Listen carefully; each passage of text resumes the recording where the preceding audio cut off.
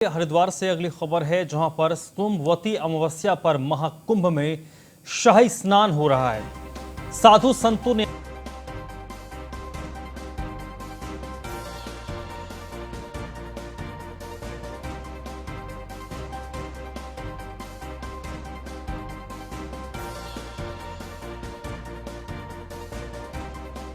अखाड़े के साथ किन्नर अखाड़े ने भी आज स्नान किया है। कोरोना के कारण शाम को जो गंगा आरती होती है, उस गंगा आरती में जो आम श्रद्धालु हैं वो शामिल नहीं हो पाएंगे।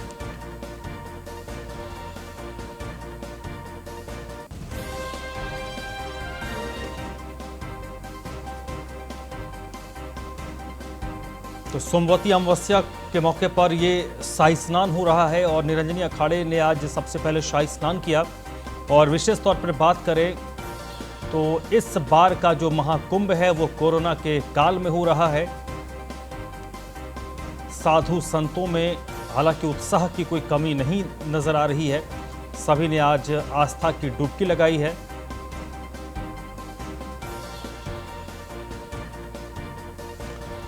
निरंजनी पीठाधीश्वर कैलाशानंद गिरी महाराज ने आज सबसे पहले गंगा पूजन किया। और सबसे खास बात अगर हम आम भक्तों के नजरिए से देखें तो शाही स्नान के दिन जो गंगा आरती होती है उसके गवाह बनने के, उसके साक्षी बनने के लिए बड़ी संख्या में लोग पहुंचते हैं। कोरोना को देखते हुए आम लोग आज की गंगा आरती में शिरकत नहीं कर पाएंगे।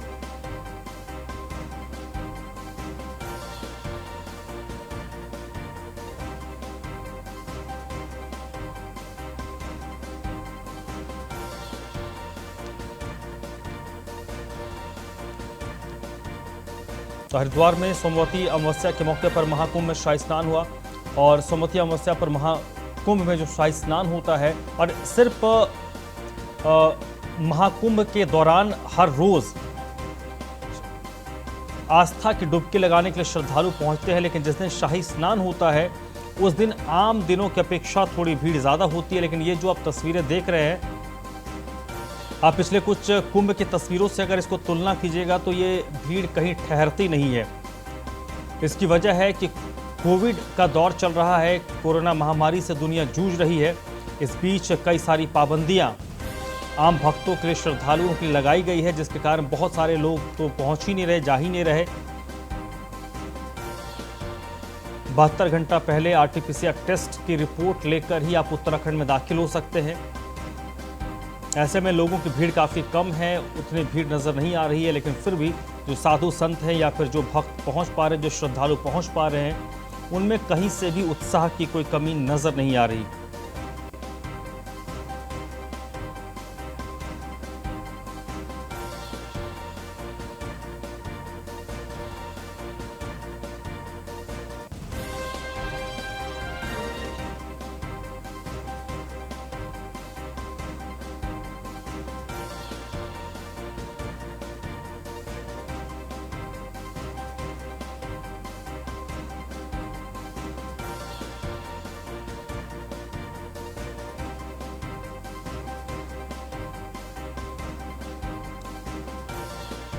हरिद्वार में महाकुंभ के दौरान आज दूसरा शाही स्नान चल रहा है। और शाही स्नान के दौरान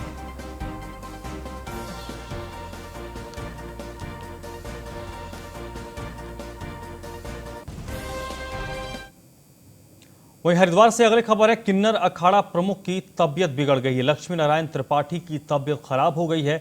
शाही स्नान के दौरान किन्नर अखाड़ा के प्रमुख की तबीयत खराब हो गई है। लक्ष्मी नारायण जो काफ़ी चर्चित शख्सियत भी हैं, दुनिया भर में ये जानी जाती हैं, आज शाही स्नान के दौरान उनकी तबीयत खराब हो गई, जिसके बाद उनको अस्पताल ले जाया गया है। फिलहाल उनको किस तरीके की दिक्कत हुई है, क्या तकलीफ हुई है, ये अभी तक क्लियर नहीं हो पाया है।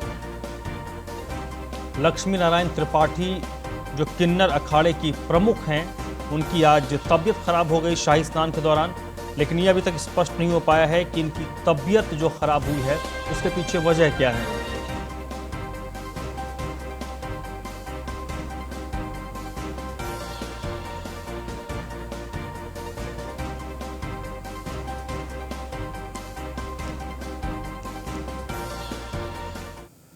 सोमवती अमावस्या पर श्रद्धालुओं ने आज ऋषिकेश में गंगा में डुबकी लगाई है। आस्था की डुबकी त्रिवेणी घाट पर कई श्रद्धालुओं ने लगाई। गंगा स्नान करने के लिए श्रद्धालु ऋषिकेश पहुंचे हैं।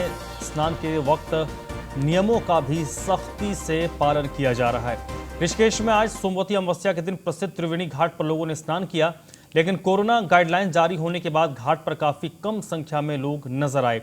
इसका एक कारण है कि कोरोना का डर लोगों में साफ नजर आ रहा है। स्नान के कारण प्रशासन ने सभी तैयारियां अच्छे से की हैं और जगह जगह पुलिस के जवानों को तैनात किया गया है। प्रशासन की ओर से कोविड जांच के कई केंद्र बनाए हुए हैं, जहां पर कोरोना का टेस्ट किया जा रहा है। अगर किसी को कोई दिक्कत होती है तो उनका इलाज घाट पर करने का पूरा इंतजाम भी है।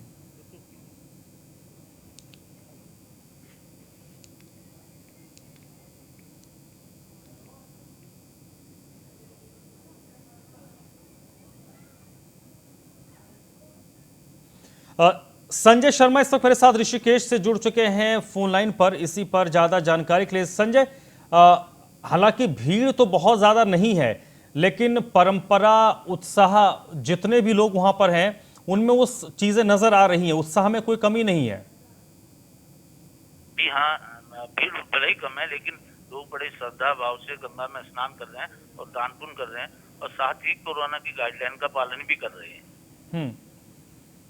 और देखने को मिला है कि जितने भी गंगा के किनारे स्नान करने वाले लोग थे, उन सब के पीछे अगर आपने ध्यान दिया होगा विजुअल पे, तो पुलिस खड़ी थी। पुलिस ने अपनी निगरानी में लोगों को गंगा स्नान कराया और साथ ही उनको मास्क लगाने के लिए प्रेरित भी किया। तो किस तरीके की व्यवस्थाएं इस दौरान थी? व्यवस्थाएं बिल्कुल अच्छी थी। महिलाओं के लिए गंगा के किनारे कपड़े बदलने के बाथरूम, जो कपड़े बदलने के स्थान होते हैं, वो बनाए हुए थे और साथ ही उनके लिए जो है कूड़ा कबाड़ गिरने की जो पूजा के सामग्री होती है, गंगा में ना बहाएं, उसके लिए उन्होंने अलग अलग जगह पे वो बना रखे हैं। एक कलश बना रखा है जो नमामि गंगे की तरफ से वहाँ पर रखा हुआ है, जिसमें आप पूजा सामग्री गिर सकते हैं, जिसको व्यवस्थित तरीके से उसको निस्तारण किया जा सकता है, लेकिन गंगा में गिरने की सख्त मनाही करी हुई है। चलिए, बहुत बहुत शुक्रिया संजय आपका। पूर्व मुख्यमंत्री हरीश रावत को अस्पताल से छुट्टी मिल गई है। कोरोना को मात देकर पूर्व मुख्यमंत्री हरीश रावत अपने घर वापस लौट चुके हैं।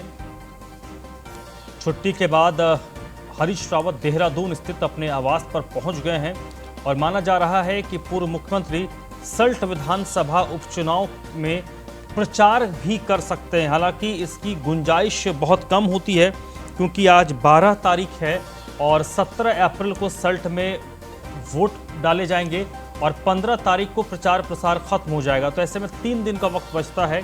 तो क्या इन 3 दिनों में 13, 14, 15, क्या इन 3 दिनों में हरीश रावत प्रचार प्रसार के लिए निकलेंगे? क्योंकि उनकी उम्र भी बहुत ज़्यादा है। संभवतः डॉक्टर्स ने उनको कंप्लीट बेड रेस्ट की सलाह उनको डॉक्टर्स ने दिया होगा। फ़हीम ताना इस वक्त हमारे साथ जुड़ चुके हैं, हमारे रेजिडेंट एडिटर, इसी पर ज़्यादा बातचीत के लिए। फ़हीम, पूर्व मुख्यमंत्री हरीश रावत स्वस्थ हो गए, वीडियो संदेश जारी किया सोशल मीडिया में। उन्होंने एक बहुत लंबा एक नोट भी लिखा था जिसमें कई लोगों का शुक्रिया अदा किया था। अब बात हो रही है विधानसभा उपचुनाव की, लेकिन उनकी सेहत, उनकी उम्र को देखकर लगता नहीं है कि 3 दिन मात्र हैं, 15 को प्रचार प्रसार थम जाएगा। कि वो प्रचार प्रसार में जा पाएंगे? देखिए दमराज, अगर इन फैक्ट के हिसाब से बात करें जो आपने अभी गिनाए हैं, तो ऐसा लगता है कि वो नहीं जाएंगे। लेकिन जो अभी खबर मिल रही है उनके नजदीकी लोगों की तरफ से, तो सल्ट जाने का कार्यक्रम बना रहे हैं हरीश रावत, क्योंकि दिल्ली से लौटे हैं तो सकुशल लौटे हैं, स्वास्थ्य उनका ठीक है और जो कोरोना का प्रोटोकॉल है उसको पूरा करके लौटे हैं। तो लिहाजा ऐसे में वो उनके ऊपर है कि अब वो कहीं सार्वजनिक तौर पर शामिल होंगे कि नहीं, क्योंकि लौटे हैं तो उसमें भी उनके जो नजदीकी लोग, उनके जो समर्थक और वेल विशर्स हैं, वो उनके साथ रहे, उन्होंने मुलाकात की है। तो लिहाजा अब वो कहीं सार्वजनिक कार्यक्रमों में जा सकते हैं, लेकिन ये डिपेंड करेगा उनकी अपनी इच्छा पर। तो नजदीकी लोगों का कहना है कि कल उन्हें ग्राउंड में जाएंगे, क्योंकि कल की विधानसभा के उपचुनाव को लेकर के उन्होंने साथ में रहते हुए संदेश जारी किया और इसलिए वो सल्ट को लेकर काफी गंभीरता के साथ उसको नजर बनाए हुए हैं। उनका बहुत तक संभावना है कि आज ही उनका स्थल जाने का प्रोग्राम जारी हो जाए और वो स्थल का प्रचार खत्म होने से पहले ग्राउंड जरूर जाएंगे। लेकिन इसमें एक चलिए, ये तो एक पसोपेश की स्थिति है कि क्या वो जाएंगे या नहीं जाएंगे, लेकिन कांग्रेस में उपचुनाव से पहले, वोटिंग से पहले या कह लिया प्रचार प्रसार खत्म होने से पहले हरीश रावत का स्वस्थ होकर उत्तराखंड पहुंचना, ये अपने आप में एक पॉजिटिव वाइब देगा, क्योंकि उनकी उपस्थिति उत्तराखंड में बहुत इंपॉर्टेंट होती है। देखिए, स्थल चुनाव कांग्रेस के लिए उतना आसान नहीं है उस चुनाव को जीतना। एक तरफ बीजेपी का तो जो प्रभाव है वो तो है ही है, सरकार प्रभावी, सरकार के कामकाज है, फिर लंबे समय से वहां पर बीजेपी का जो कीना परिवार है उसका प्रभाव है, ये बात अलग है। इसके साथ साथ कांग्रेस की अपनी अंदरूनी राजनीति बहुत खुल करके सामने आ रही है। सल्ट विधानसभा के उपचुनाव में हरीश रावत के नजदीकी और पूर्व विधायक रणजीत सिंह रावत अब उनकी नजदीकी नहीं है, आपस में एक दूसरे की बहुत ज्यादा तलवारें एक तरीके से खींची हुई हैं। वो रणजीत सिंह रावत का परिवार है वहाँ पर उसमें गुटबाजी सामने आ रही है, तो लिहाजा ऐसे में वो आसान नहीं है और हरीश रावत के लिए चुनौती बना हुआ है, क्योंकि कहा यह जा रहा है कि हरीश रावत ने ही जो इस समय गंगा पंचक है उनका टिकट करवाया है, क्योंकि रणजीत रावत पूर्व विधायक के पुत्र इस टिकट के लॉबिंग में थे। तो लिहाजा ये हरीश रावत तो महत्वपूर्ण कड़ी इस असल चुनाव के सामने आ रहे हैं। तो लिहाजा बहुत हद तक दारोमदार हरीश रावत पर भी है, जीत हार को लेकर के जाएगा सीधे तौर पर एक संदेश। तो इसलिए कब माना जा रहा है कि हरीश रावत एक राउंड जरूर जाएंगे और चुनाव का रिजल्ट क्या आएगा ये देखने वाली बात होगी। बहरहाल कांग्रेस ने अपनी पूरी जोर आजमाइश की हुई है स्थल चुनाव को लेकर के, इधर बीजेपी भी मुतमईन है, आसानमय पूरी तरीके से है कि स्थल चुनाव जीतेंगे। बहरहाल अभी देखना होगा कि ये 3 दिन में किस तरीके का रुख बनता है। चलिए फ़हीम, आप मेरे साथ बने रहिएगा। तो हरीश रावत स्वस्थ होकर देहरादून पहुंच चुके हैं और माना जा रहा है कि उपचुनाव के में वो प्रचार प्रसार में जा सकते हैं। वहीं कोरोना की जो वैक्सीन है वो उत्तराखंड पहुंच चुकी है। 1,38,000 कोरोना वैक्सीन का डोज उत्तराखंड पहुंच चुका है। सीरम इंस्टीट्यूट की ओर से ये वैक्सीन उत्तराखंड भेजी गई है। 11 जिलों में इन वैक्सीन को डिस्ट्रीब्यूट किया जाएगा और जिलों में 14 अप्रैल तक कोविड का टीकाकरण और कोविड टीका उत्सव की शुरुआत होगी। अधिक से अधिक लोगों को टीका लगाया जाए, इसको लेकर स्वास्थ्य महकमा भी कोशिश कर रहा है और लोगों को ये प्रेरित किया जा रहा है कि लोग टीकाकरण में शिरकत करें। फ़हीम मेरे साथ जुड़े हुए हैं।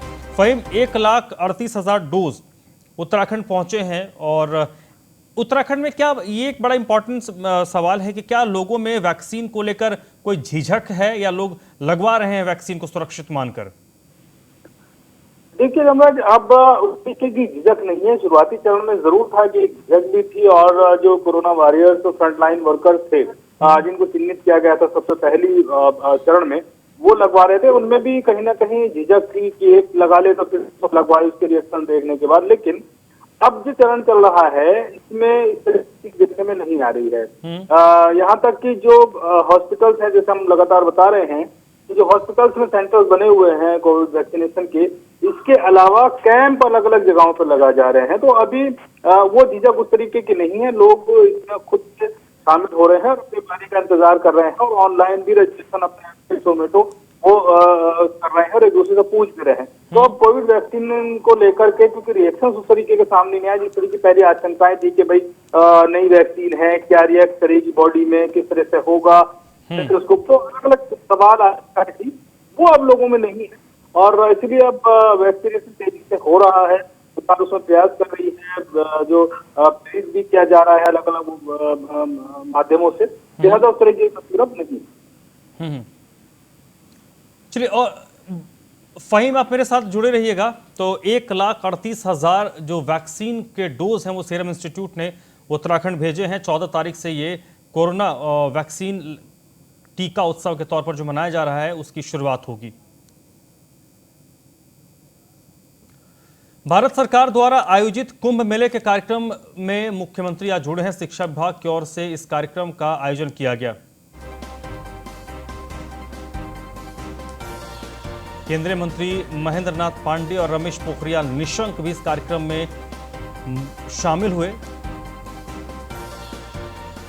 भारत सरकार की ओर से आयोजित इस कुंभ मेले के कार्यक्रम में मुख्यमंत्री ने शिरकत की। शिक्षा विभाग की ओर से इस कार्यक्रम का आयोजन किया गया। फहीम तन्हा मेरे साथ जुड़े। फहीम, इस कार्यक्रम का फोकस क्या था, किस उद्देश्य को लेकर कार्यक्रम हुआ? देखिए, कुंभ चल रहा है और इस कुंभ में अलग अलग संदेश देने की कोशिश भी है सरकार की। तो ये कौशल विकास से संबंधित एक पवेलियन की लॉन्चिंग की गई है कुंभ मेला क्षेत्र में। और ये जो एक लॉन्चिंग है, जो ये पवेलियन बनाया गया है, इसमें कौशल विकास से संबंधित भारत सरकार के और उनकी योजनाएं और उसमें उत्तराखंड सरकार की, राज्य सरकार के प्रयास इम्प्लीमेंटेशन को लेकर को राज्य सरकार की योजनाएं वो उसमें शामिल है। तो एक तरीके से ये एक एग्जीबिशन। जी चलिए फहीम, बहुत बहुत शुक्रिया आपका।